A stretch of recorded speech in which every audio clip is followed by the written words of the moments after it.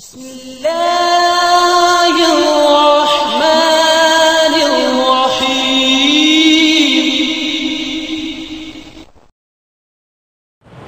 إن الحمد لله نحمده ونستعينه ونستغفره ونعوذ بالله من شرور أنفسنا ومن سيئات أعمالنا من يهده الله فلا مضل له ومن يضلل فلا هادي له وأشهد أن لا إله إلا الله وحده لا شريك له وأشهد أن محمدًا عبده ورسوله أما بعد فإن خير الحديث كتاب الله وخير الهدي هدي محمد صلى الله عليه وآله وسلم وشر الأمور محدثاتها وكل محدثة بدعة وكل بدعة ضلالة وكل ضلالة في النار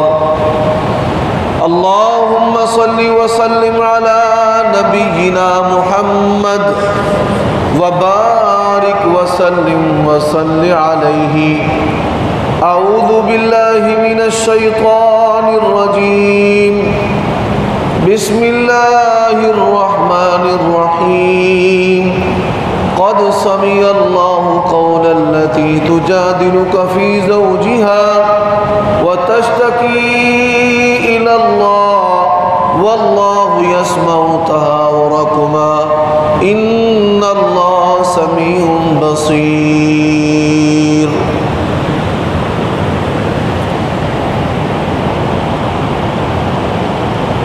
عیوب اور نقائص سے پاکیزہ تمام قسم کی حمد و ثنا اللہ وحدہ لا شریک لہ کے لیے، اور درود و سلام شفیع للمذنبین خاتم النبیین رسول کریم رؤوف الرحیم صلی اللہ علیہ وآلہ وسلم کی ذات اقدس پر۔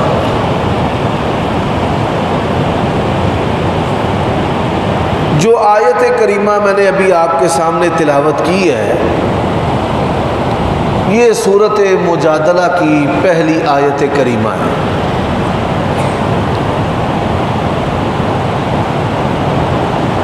جو موضوع ہے وہ صحابہ کرام رضوان اللہ علیہم اجمعین کی عزت و عظمت، رفعت و منقبت اور ان کے کمال کا ہے، اور یہ جو آیت کریمہ ہے اس کا تعلق ظاہری طور پر اظہار کے ساتھ ہے کہ اگر کوئی بندہ اپنی بیوی کو ماں کہہ دے تو اس کا اللہ تعالیٰ کی کتاب میں، شریعت میں کیا حکم ہے؟ نکاح ٹوٹتا ہے یا نہیں ٹوٹتا؟ اگر ٹوٹ جاتا ہے تو جڑنے کی تفصیل کیا ہے؟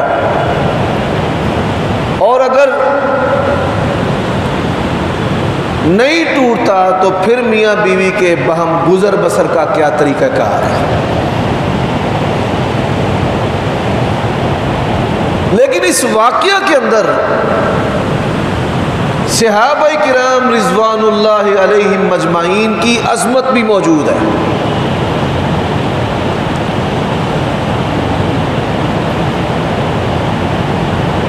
میرے اور آپ کے ایمان کا یہ حصہ ہے کہ اللہ تبارک و تعالیٰ نے جس کو نبی علیہ الصلوۃ والسلام کا صحابی بنایا ہے اس کا انتخاب خود کیا ہے۔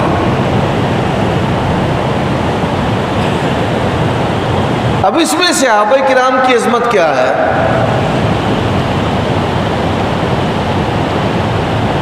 سیدہ خولہ رضی اللہ تعالی عنہا، ان کا اپنے خاوند کے ساتھ جھگڑا ہوا، جھگڑا شدت اختیار کر گیا اور ان کے خاوند نے غصے اور طیش میں آ کر ان سے کہا کہ تو میرے لیے ایسے جیسے ماں ہے۔ عرب کی عادت تھی کہ اپنی بیوی کو اپنے اوپر حرام کرنے کے لیے یہ الفاظ استعمال کرتے تھے کہ تو ماں ہے، بہن ہے، بیٹی ہے۔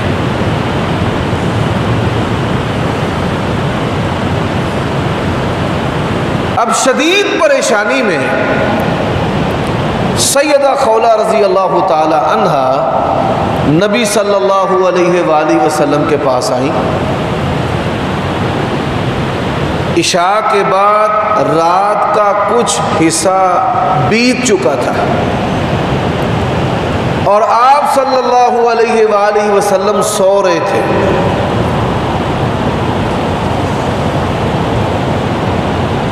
اس نے نہ آؤ دیکھا نہ تاؤ، آپ صلی اللہ علیہ وسلم کا دروازہ جو ہے وہ کھٹکھٹانا شروع کر دیا۔ حالانکہ صحابہ کرام رضوان اللہ علیہ مجمعین کی نبی علیہ السلام کے ادب میں جرت نہیں تھی دروازہ کھٹکھٹانے کی، اور ان کو اس بات کی بھی فکر رہتی تھی کہ آپ صلی اللہ علیہ وآلہ وسلم کا جو سونا ہے وہ انتہائی محدود ہے، اور جب آپ آرام کریں تو آپ صلی اللہ علیہ وسلم کو بے آرام نہیں کرنا چاہیے، اٹھانا نہیں چاہیے۔ وہ ایک مشہور واقعہ ہے کہ مسجد کی صفائی کرنے والی عورت جو ہے وہ فوت ہو گئی۔ چند دن بعد نبی علیہ السلام کو پتہ چلا کہ وہ فوت ہو گئی ہے، تو آپ صلی اللہ علیہ وسلم نے کہا حل اذنتمونی، مجھے بتایا کیوں نہیں؟ تو صحابہ کرام نے کہا یا رسول اللہ صلی اللہ علیہ وسلم آپ سو رہے تھے اور ہم نے آپ کو اٹھانا مناسب نہیں جانا۔ اب اس اللہ کی بندی نے صبح کا بھی انتظار نہیں کیا اور نبی علیہ السلام کا دروازہ جو ہے وہ کھٹکھٹانا شروع کر دیا۔ رسول اللہ صلی اللہ علیہ وسلم اٹھ گئے، آپ صلی اللہ علیہ وسلم دروازے پر آئے، من کون ہے؟ اس نے کہا یا رسول اللہ میں خولہ ہوں۔ اب یہ خولہ کون ہے؟ ان کے بارے میں کوئی خاص حدیث فضیلت میں موجود نہیں ہے۔ میں نے آپ کو بتایا تھا کہ صحابہ کرام کے فضائل میں درجات ہیں۔ یہ اللہ تبارک و تعالیٰ کی جو بندی ہے عام صحابیات میں اس کا شمار ہوتا ہے۔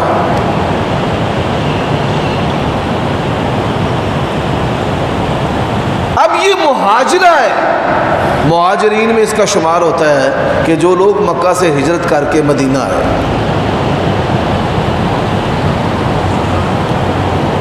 اور آپ یہ بات جانتے ہیں کہ صحابہ کرام رضوان اللہ علیہ مجمعین میں مہاجرین کی جو فضیلت ہے قرآن مجید اس کی بارہا شہادت دیتا ہے، کئی مرتبہ۔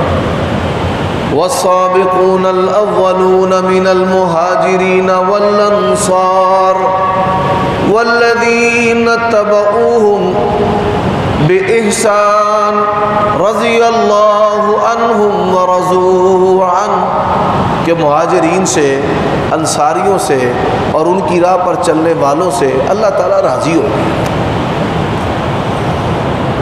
اب قصہ مختصر، اس نے کہا یا رسول اللہ صلی اللہ علیہ وسلم میرے خامد نے مجھے ماں کہہ دیا۔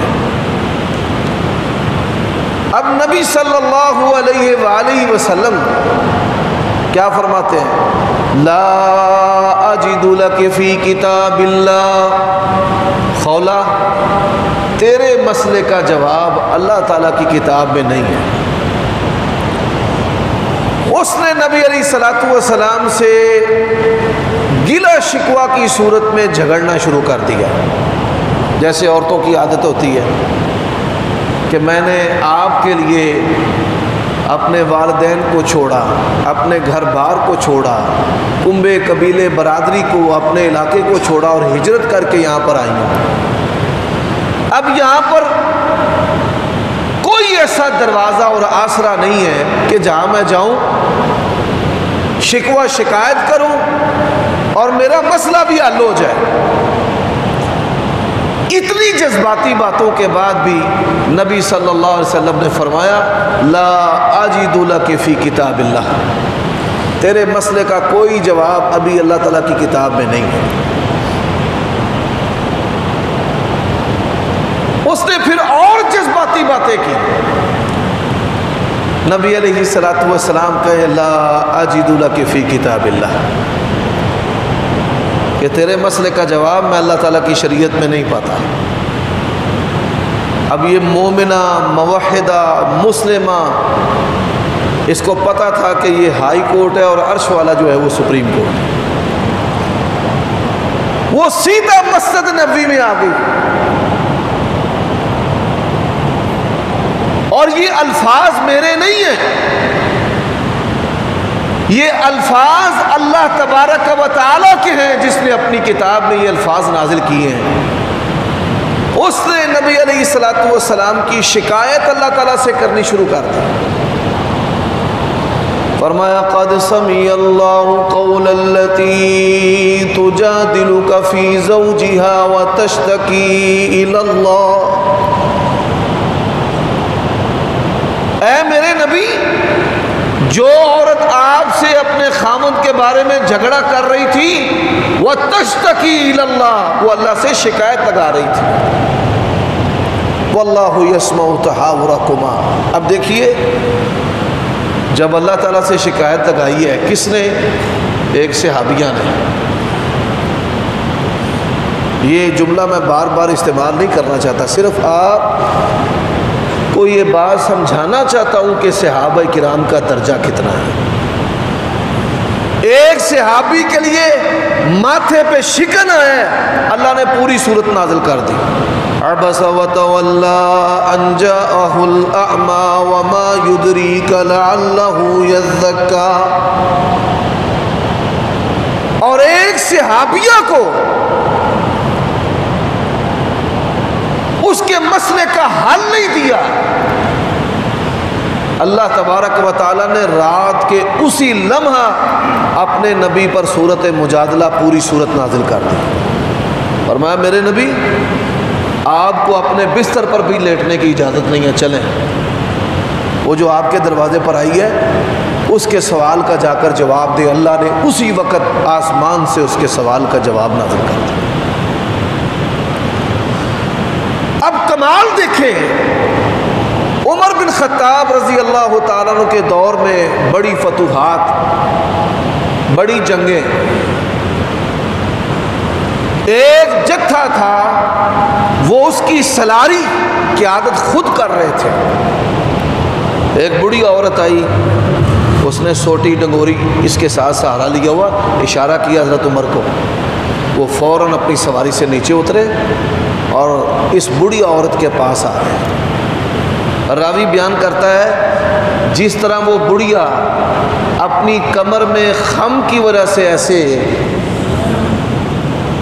حالت رکوع میں یا کبڑی صورت میں تھی، ایسے ہی حضرت عمر رضی اللہ تعالیٰ نے اس کی بات سنتے رہے، اپنے آپ کو جھکا کے۔ وہ بڑی دیر تک باتیں کرتی رہی، حضرت بڑی دیر تک اس کی باتیں سنتے رہے۔ ساتھیوں میں بڑی بے چینی پیدا ہوئی۔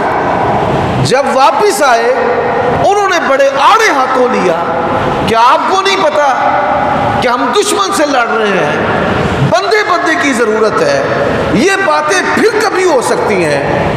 حضرت عمر رضی اللہ تعالیٰ نے کہا رک جاؤ، حد سے تجاوز نہ کرنا، یہ وہ خولا ہے جس کے لیے اللہ نے اپنے نبی کو سونے نہیں دیا، میری کیا جرت ہے کہ میں اس کی بات کو سن کر آگے، اس کی بات کو سنے بغیر میں آگے چلا جاؤں، یہ نہیں ہو سکتا۔ حضرات، دو باتیں مزید اس حوالے سے عرض کرنا چاہتا ہوں۔ انہوں نے مانا ہے اور ماننے کا حق ادا کر دیا ہے، اور میں یہ کہا کرتا ہوں یہ کائنات 10,000 مرتبہ تباہ ہو کر دوبارہ بن جائے، صحابہ جیسا ایمان کسی کا نہیں ہو سکتا۔ نبی علیہ الصلوۃ والسلام کا فرمان ہے، احد پہاڑ کے برابر کوئی بندہ اللہ کی راہ میں سونا بھی خرچ کر دے، ایک آدھ مٹھی جو میرے صحابی نے اللہ کی راہ میں خرچ کیے ہیں نا، احد پہاڑ کے برابر تمہارا سونا خرچ کرنا بھی اس کے برابر نہیں۔ لوگ باتیں کرتے ہیں، یقین جانیے صحابہ کرام کی سواریوں کے نتھنوں میں جو گرد تھی عہد نبوی کی، بعد کے لوگ اور یہ درویش اور صوفی اور مولوی اور ملا جو ہیں، اللہ کی قسم ہے ان کے گھوڑوں کے نتھنوں کی گرد کا بھی مقابلہ نہیں کر سکتے۔ وہ شخصیات کہ جن کے گھوڑوں سموں کے نیچے سے نکلنے والی چنگاریوں کی بھی اللہ نے قرآن مجید میں قسمیں کھائی ہیں، والعادیات ضبحا فالموریات قدحا، گھوڑوں کے سموں کی یہ وہ ہستیاں ہیں۔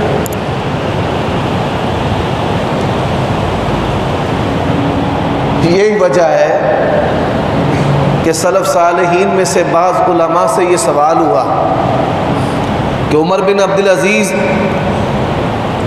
وہ افضل ہے یا معاویہ رضی اللہ تعالیٰ عنہ؟ اب معاویہ صحابی ہیں رضی اللہ تعالیٰ عنہ، عمر بن عبدالعزیز تابعی ہیں۔ انہوں نے کیا کہا، کیا بات کرتا ہے، صحابی کی سواری کے نتھنوں میں جو مٹی ہے نا، اس مٹی کا کوئی مقابلہ نہیں کر سکتا، تو صحابی اور تابعی کا مقابلہ کر رہا ہے۔ یہ اللہ تبارک و تعالیٰ نے ان کو شرف دیا ہے۔ اور پھر ان کے ایمان کے کیا کہنے، ایمان کے کمال کے کیا کہنے ہیں، وہ بغیر تکلف کے اللہ کے نبی سے اتنی محبت کرتے تھے، دنیا میں اس کی مثال نہیں ملتی۔ صحابہ کرام، میں حضرت ابو بکر، عمر، عثمان، مہاجرین و انصار اور بدریوں کے ایمان کی بات نہیں کرتا، میں صحابہ کرام کے بچوں کی مثال آپ کو دیتا ہوں کہ نبی علیہ الصلوۃ والسلام کی بات پر ان کا کس طرح یقین اور ایمان تھا۔ رسول اللہ صلی اللہ علیہ وسلم سے بچے بڑے مانوس تھے۔ ہم مولویوں سے تو بچے ڈرتے ہیں نا، آپ صلی اللہ علیہ وسلم سے بچے بڑے مانوس تھے، حتیٰ کہ وہ نبی علیہ الصلوۃ والسلام کی جو مہر نبوت تھی کمر میں، آپ کی نبوت اور رسالت کی علامت، اس سے بھی کھیل لیتے تھے۔ تو آپ صلی اللہ علیہ وسلم کے پاس ایک بچی آئی، رسول اللہ صلی اللہ علیہ وسلم نے کہا تم مر جائے، اتنی بڑی ہو گئی ہے۔ کیا کہا؟ تو مر جائے، جیسے ہم پنجابی میں بچوں کو کہتے ہیں، بیٹیوں کو کہتے ہیں مر جانی ہے، تو اللہ کے نبی صلی اللہ علیہ وسلم نے بھی اسے کہا کہ تم مر جائے، اتنی بڑی ہو گئی۔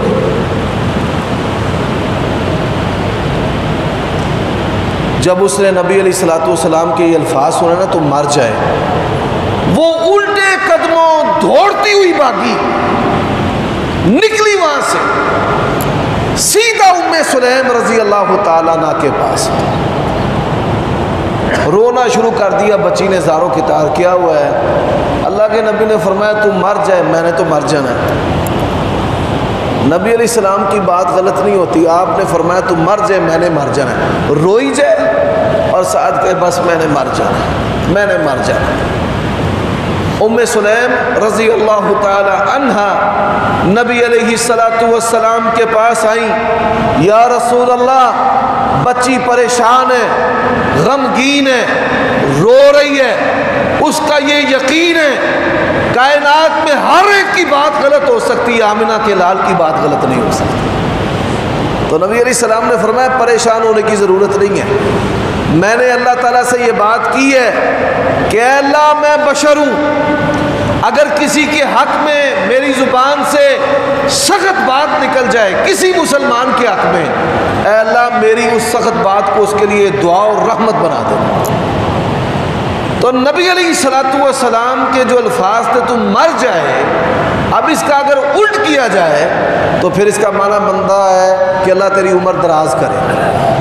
تو صحابہ کرام کہتے ہیں ہم نے دیکھا کہ اللہ تبارک و تعالیٰ نے پھر اس بچی کو بڑی دراز اور برکت والی زندگی عطا کی۔ حضرات اسی طرح کا ایک اور واقعہ ہے، خزیمہ بن ثابت الانصاری رضی اللہ تعالیٰ عنہ، نبی علیہ الصلوۃ والسلام نے جس طرز پر قرآن مجید کو جمع کیا اسی طرز پر حضرت ابو بکر صدیق رضی اللہ تعالیٰ عنہ کے دور میں قرآن مجید کو جمع کیا گیا، اسی طرح حضرت عثمان کے دور میں بھی۔ حضرت عثمان کے دور میں سورۃ توبہ کی آخری جو آیت ہے، فَإِن تَوَلَّوْا فَقُلْ حَسْبِيَ اللَّهُ لَا إِلَٰهَ إِلَّا عَلَيْهِ تَوَكَّلْتُ وَهُوَ رَبُّ الْعَرْشِ الْعَظِيمِ، یہ آیت کریمہ تھی۔ تو یہ آیت کریمہ حضرت خزیمہ بن ثابت الانصاری جو ہیں وہ لے کر آئے کہ میں نے یہ آیت کریمہ نبی علیہ الصلوۃ والسلام کی زبان اقدس سے خود سنی ہے، آپ نے سورۃ توبہ میں پڑھی، فَإِن تَوَلَّوْا فَقُلْ حَسْبِيَ اللَّهُ لَا إِلَٰهَ إِلَّا هُوَ عَلَيْهِ تَوَكَّلْتُ۔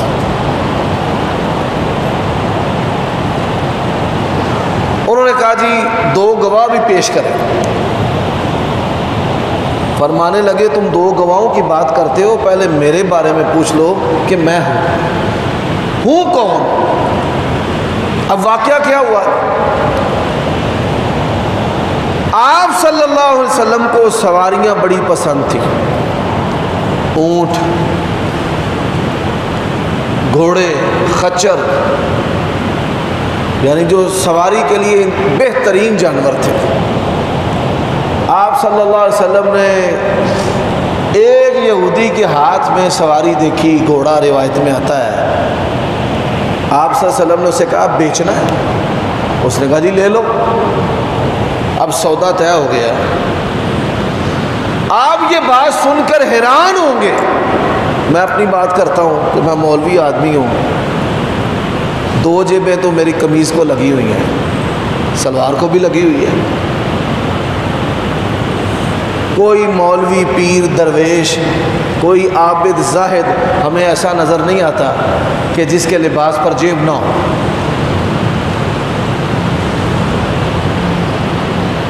نبی علیہ الصلوۃ والسلام واحد ہستی تھے کہ آپ صلی اللہ علیہ وسلم کے لباس پر کوئی جیب نہیں تھی، نہ تہمد کو نہ قمیض کو۔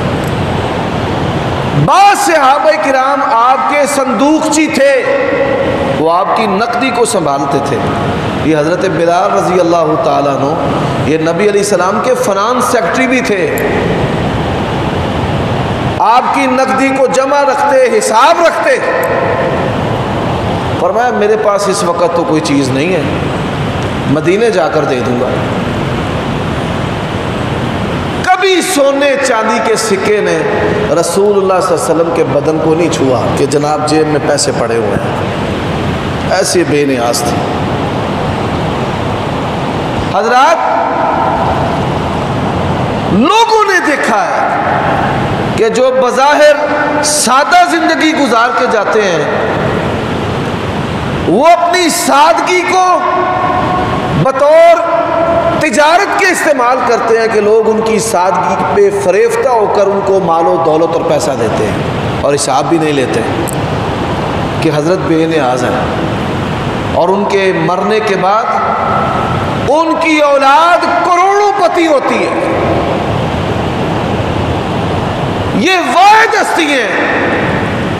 اللہ کے نبی صلی اللہ علیہ وآلہ وسلم جب دنیا سے گئے،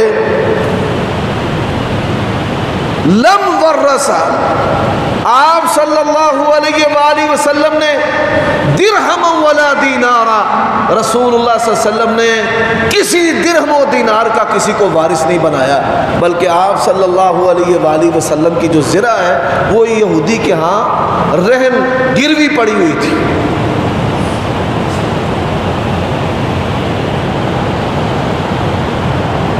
تو آپ صلی اللہ علیہ وسلم نے اس یہودی کو کہا کہ مدینہ جا کر پیسے دے دیں۔ اس نے کہا ٹھیک ہے، سودا ہو گیا۔ مجھے کوئی ایسی مثال نہیں ملتی کہ صحابہ کرام میں کوئی بندہ سودا کر کے پھر گیا ہو۔ اس کی 23 سالہ دور نبوت میں مثال نہیں ملتی۔ بلوغ المرام سے لے کر ہم بخاری تک پڑھتے پڑھاتے ہیں، ایسی کوئی مثال ہی نہیں ملتی کہ کسی صحابی نے سودا کیا اور مکر گیا ہو جا۔ یہ یہودیوں کی عادت ہے، لوگ بیانہ لے کر مکر جاتے ہیں، کچھ روپوں کی خاطر مکر جاتے ہیں۔ امام بخاری رحمۃ اللہ علیہ، اللہ تعالیٰ نے ان کو درجہ دیا، اتنا کمال، امیر المومنین فی الحدیث کا اللہ نے لقب عطا کیا ہے۔ ان کی خوبیوں میں سے ایک خوبی، ایک بندہ آیا کہ یہ گلہ جو ہے آپ نے بیچنا ہے، انہوں نے کہا بیچنا ہے، اس نے قیمت لگائی، امام بخاری رحمہ اللہ نے کہا نہیں یہ تھوڑے ہیں، چلا گیا۔ رات کو سونے سے پہلے سوتے وقت نیت کر لی کہ اگر صبح آیا نا تو میں نے سودا دے دینا۔ اب صبح وہ بھی آ گیا، وہ آیا، ایک اور بندہ آ گیا جس نے زیادہ قیمت لگائی۔ امام بخاری رحمہ اللہ کہتے ہیں کہ تو لے جا۔ اب اس کی قیمت کم تھی، اس کی قیمت زیادہ تھی۔ وہ فرماتے ہیں میں نے دنیا کے مال کے لیے اپنی نیت کو بھی تبدیل نہیں کرتا، میں نیت کر چکا بس۔ حالانکہ جو سودا ہے اس کی شرائط نہیں تھی کہ ایٹ دا اسپاٹ موقع پر بائے اور مشتری کے درمیان چیز طے ہو جاتی ہے، ایسا کچھ نہیں تھا۔ لیکن دنیا کے زیادہ مال کے لیے انہوں نے اپنی نیت کو بھی تبدیل نہیں کی۔ آج ہم دیکھیں ہم کس طرف جا رہے ہیں۔ لوگ جو ہے وہ ہم سے پوچھتے ہیں کہ بیانہ جو ہے وہ مار لیں، لوگ ہم سے پوچھتے ہیں بیانے دے نال اونی رقم دگنی لے لئیے، اور میں صدقے جاؤں ایسے مولویوں کے بھی جو کہتے ہیں ہاں لے لو، لے کے مدرسے میں دے دو۔ اس کا مطلب کیا ہے؟ بھئی تینوں حرام جائز نہیں، مولویوں حرام جائز ہے، آؤں دے۔ یہ طریقہ کار نہیں ہونا چاہیے۔ حالانکہ علماء اور آئمہ اور دعات، ان کا رزق جو ہے وہ سب سے پاکیزہ ہونا چاہیے، سب سے پاکیزہ۔ تو میرے بھائیوں، جب مدینہ کے قریب نبی علیہ السلام اس یہودی کے ساتھ آئے تو اس نے شور مچانا شروع کر دیا۔ شور کیا تھا کہ نعوذ باللہ مسلمانوں کے نبی نے میری سواری مجھ سے چھین لی ہے، زبردستی۔ نبی علیہ السلام نے فرمایا وہ اللہ کے بندے، میں نے تو تجھ سے خریدی ہے، سودا کیا ہے۔ ہم احتیاط کرنے کی جگہوں پر بھی احتیاط نہیں کرتے۔ امام بخاری رحمہ اللہ کے پاس اشرفیوں کی تھیلی تھی، ایک فراڈی کو پتہ چل گیا تھیلی ہے اور اس میں اتنے سکے ہیں، ساتھ ہی اس نے شور مچا دیا میرے پیسے نکل گئے ہیں، اس رنگ کی تھیلی ہے، اتنے سکے ہیں۔ تلاشی ہوئی، امام بخاری سے کچھ نہ نکلا۔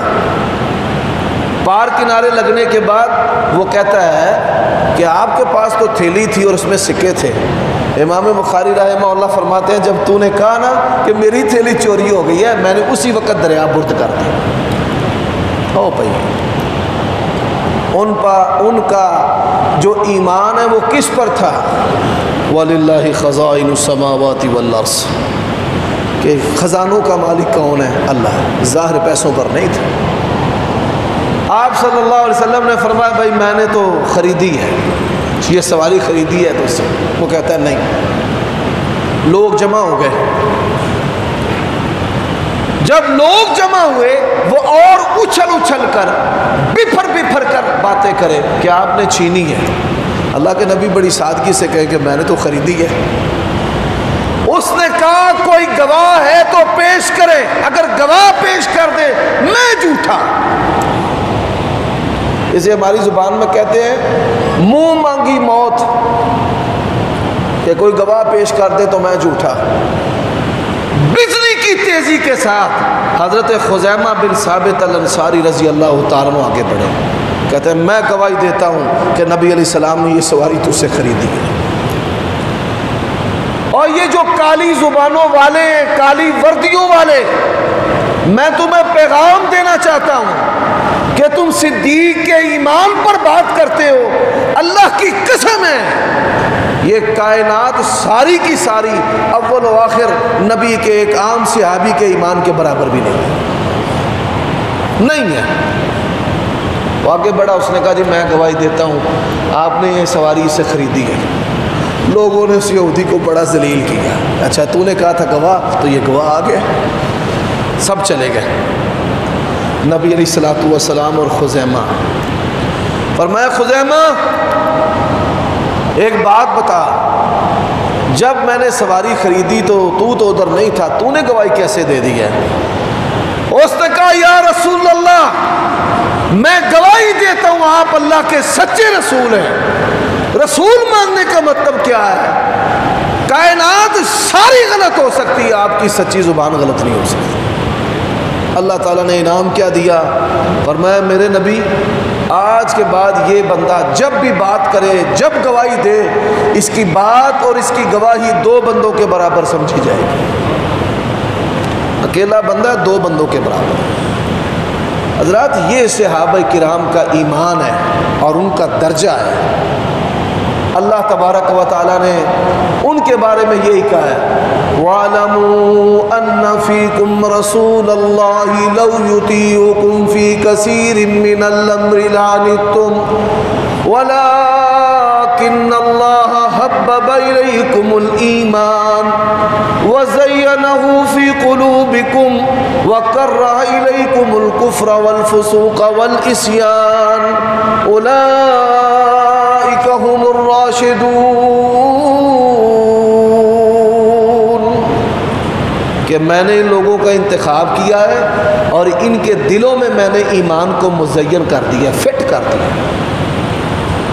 وَكَرَّهَ إِلَيْكُمُ الْكُفْرَ وَالْفُسُوقَ وَالْعِصْيَانَ، کفر، نافرمانی اور گناہ، اس کی نفرت ڈال دی ہے کن کے سینوں میں؟ صحابہ کرام رضوان اللہ علیہ مجمعین کے سینوں میں۔ اب آخری بات میں جو کرنا چاہتا ہوں، کہا جاتا ہے جی تاریخ اسلام، مجھے یہ بتائیے کیا اخبار کی بنیاد پر پاکستان کے آئین اور قانون کو چھوڑا جا سکتا ہے؟ کہ کوئی بندہ اخبار میں خبر لگوا لے اور کہہ جی اخبار میں خبر میرے حق میں آ گئی ہے تو میں سچا ہوں، ایسا ہو سکتا ہے بھائی؟ پراسیکیوشن نظام کو کوئی نہیں چھوڑ سکتا۔ یہ جو تفتیش اور تحقیق کا نظام ہے، قانون کا، آئین کا، اس کو چھوڑ کر محض اخبار کی بنیاد پر کسی کے حق میں فیصلہ نہیں دیا جا سکتا۔ اخبار آپ دیکھیے، آپ جیو چینل کو سنتے ہیں تو لگتا ہے بس یہ ملک جو ہے وہ ابھی چند ہی گھنٹوں میں ختم ہونے والا ہے اور نواز شریف سے بہترین بندہ پوری کائنات میں کوئی نہیں۔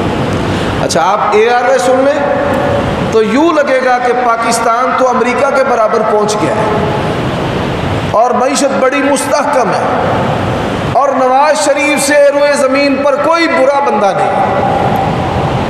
یہ آپ کے سامنے ساری باتیں ہیں۔ یہ تبری ہے، ابن کثیر، یہ اس دور کے چینل ہیں، اخبارات ہیں۔ اخبارات کی بنیاد پر کیا کوئی بندہ قرآن مجید کا انکار کر دے گا؟ اخبار میں آتا ہے جی وہ لڑتے ہیں آپس میں، قرآن میں کیا آتا ہے؟ محمد الرسول اللہ والذین معه اشداء علی الکفار رحماء بینہم۔ قرآن کہتا ہے وہ آپس میں نرم تھے اور اخبار کہتی ہے وہ آپس میں گرم تھے۔ اب اخبار ماننی ہے یا قرآن ماننا ہے؟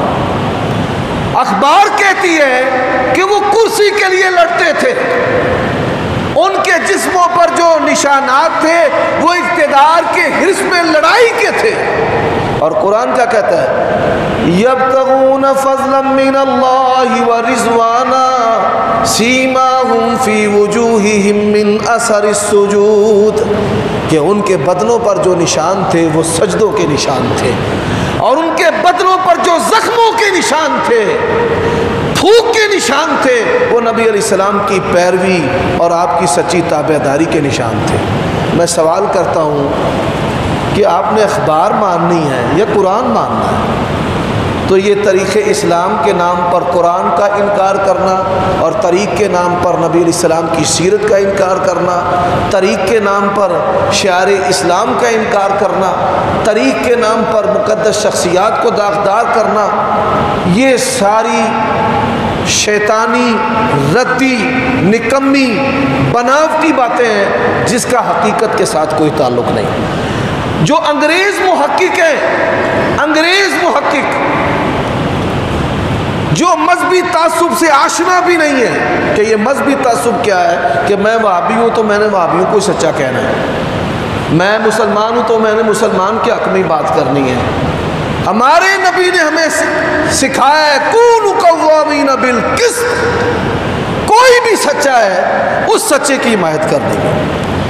تو انگریز محققین نے سب سے زیادہ جن مسلمان حکمرانوں کے ادوار حکومت کی تعریف کی ہے، ان میں ایک حضرت عمر بن خطاب رضی اللہ تعالیٰ عنہ، ایک معاویہ رضی اللہ تعالیٰ عنہ، اور ایک عمر بن عبدالعزیز رحمہ اللہ تعالیٰ۔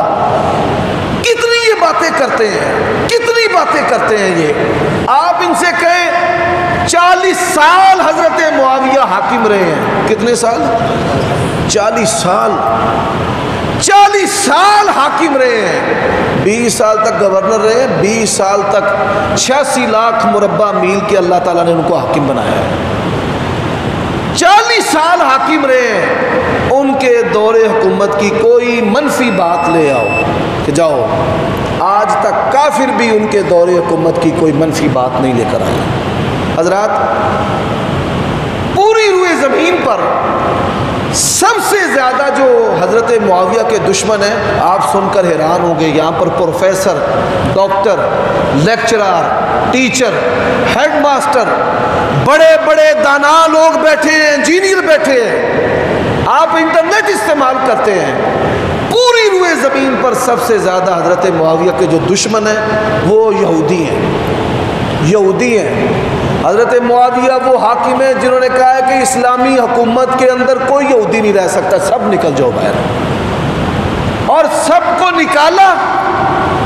وہ کہتے ہیں یہودی کہ ہٹلر نے ہمارا اتنا نقصان نہیں کیا جتنا نقصان معاویہ نے کیا رضی اللہ تعالیٰ۔ اور پھر ان کے بعد ایسے لوگ کہ جن کی زبانیں بڑی کالی ہیں، یہ پیٹنے چیخنے والے، یہ جھوٹے جو حوبدار ہیں اہل بیت کے، یہ بغیر کسی وجہ بنیاد کے ان کی ذات کو داغدار کرنے کی کوشش کرتے ہیں۔ اور یہ پہلا زینہ ہے جس سے دین اسلام کو مسخ کرنے کا دروازہ کھلتا ہے۔ اللہ تعالیٰ سے دعا ہے اللہ تعالیٰ ہمیں جب بھی زندہ رکھے نبی علیہ السلام کے صحابہ کی محبت پر زندہ رکھے، آپ صلی اللہ علیہ وسلم کی محبت پر زندہ رکھے، اللہ اپنی محبت پر زندہ رکھے، اور انہی کی محبت پر موت نصیب فرمائے۔ وآخر دعوانا الحمدللہ۔